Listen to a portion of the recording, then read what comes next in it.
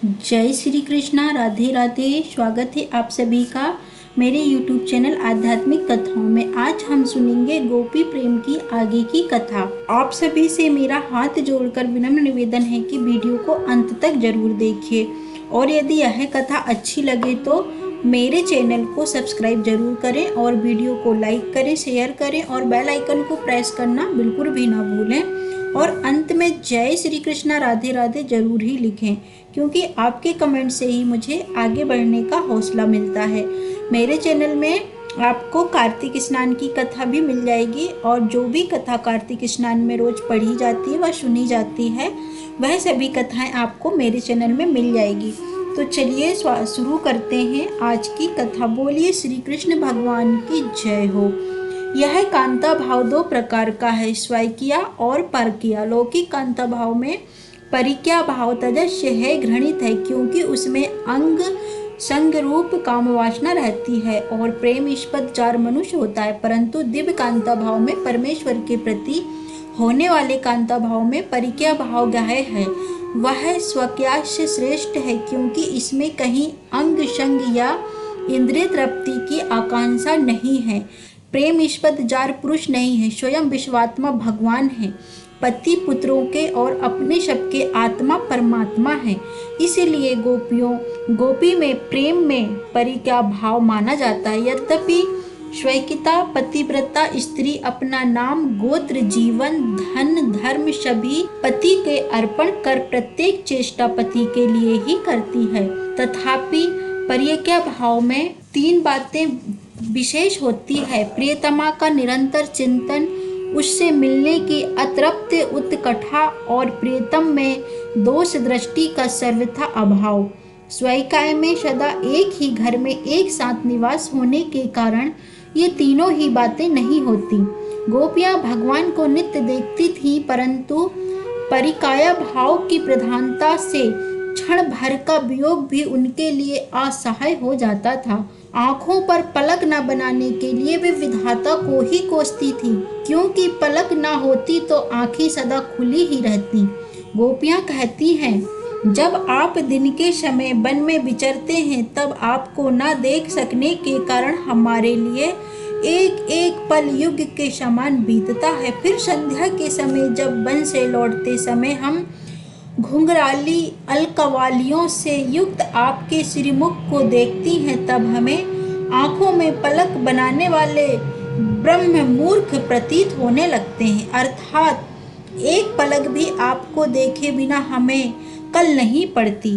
भगवान का नित्य चिंतन करना, पल भर के आदर्शन में महान विरह वेदना अनुभव करना है और सर्वतो भाव से दोष दर्शन रहित होकर आत्मसमर्पण कर चुकना गोपियों का स्वभाव था।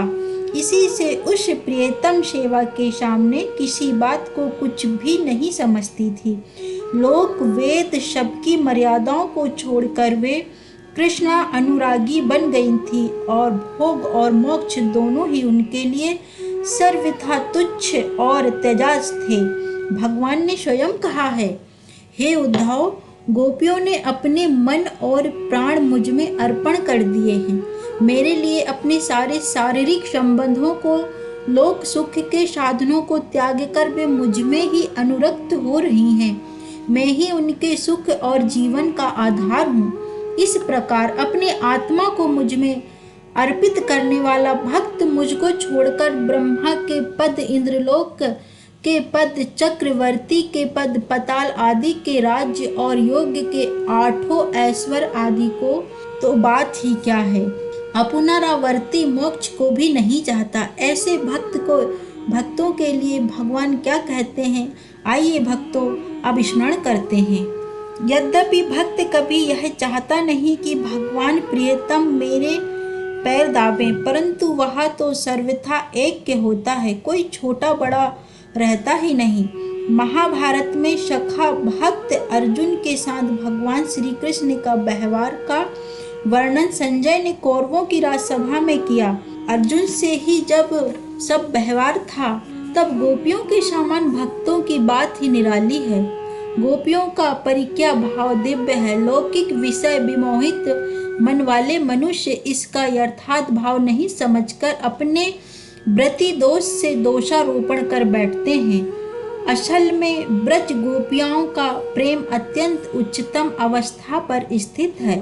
उसमें सभी रसों का विकास है, परंतु मधुर रस प्रधान है। यह मधुर रस उत्तरोत्तर बढ़ता हुआ प्रेम, स्नेह, मान, राग, अनुराग और भाव परतन पहुंच जाता है। भाव की पराकाष्ठा ही महाभाव है। यह महाभाव केवल प्रातः स्मरणीय ब्रज देवियों में ही था।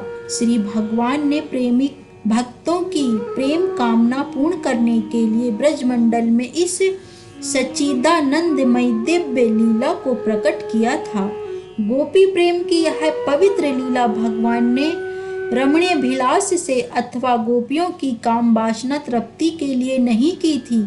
ना तो भगवान में रमणा विलासा थी और ना ही गोपियों में काम वासना। यह तो की गई थी जगत के जीवों के काम नाश के लिए। रास लीला प्रकरण को समाप्त करते हुए मुनीश्वर सुखदेव जी कहते हैं, आगे की कथा मैं आपको कल सुनाऊंगी। जय श्री कृष्णा, राधे राधे।